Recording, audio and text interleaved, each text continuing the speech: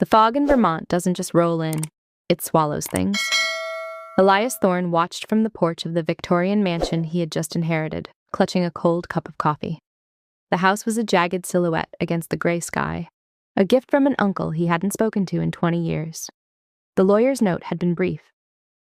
The property is yours, provided you spend 48 hours inside before signing the deed. Do not open the basement bulkhead until the second night. The first night, 9:42 p.m. The mansion smelled of floor wax and old secrets. Elias walked through the library, his flashlight cutting through the dark. He wasn't a believer in ghosts. He was a software engineer from San Francisco. He believed in logic and lines of code, but logic couldn't explain the clocks. Every single clock in the house, the grandfather clock in the hall, the cuckoo clock in the kitchen, the silver pocket watches in the display cases, had stopped at exactly 3:14 a.m. Coincidence is just a pattern we haven't decoded yet, Elias whispered to himself. He settled into the master bedroom. The wind howled against the glass like someone trying to get in. Just as he drifted off, a sound echoed from the floorboards below. Thump, thump, thump. It wasn't random, it was rhythmic. It sounded like a heartbeat coming from the very foundations of the house. The second day, 11 a.m. Elias spent the morning exploring the grounds. In the tall grass behind the shed, he found a row of small stone markers. No names, just dates. 1924, 1954, 1984, 2014.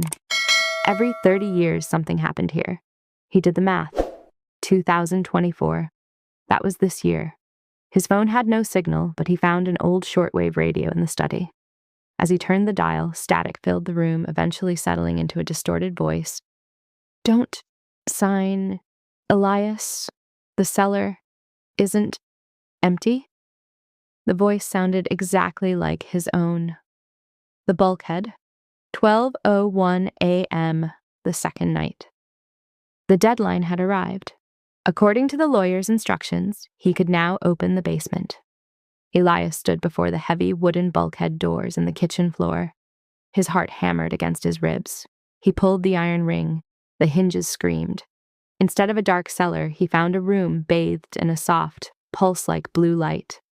The walls weren't made of stone. They were covered in thousands of cassette tapes, all labeled with names and dates. He scanned the shelf. His breath hitched. Elias Thorne, May 2nd, 2026.